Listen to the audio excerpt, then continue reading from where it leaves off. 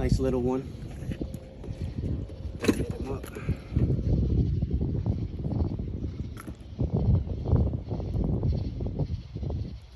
So what we did here was, this is a little lizard or soft plastic where the shallow water meets the deep water, where there's little drop-offs or anything like that.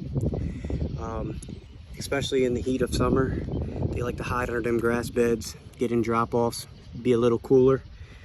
You gotta have a decent sized weight to get underneath all that grass, and you get bass. I mean, this isn't what we're looking for, but it's a bass. It'll do. Let's release her. Get this hook out of her. Give it a kiss. Get it released. Almost dark too.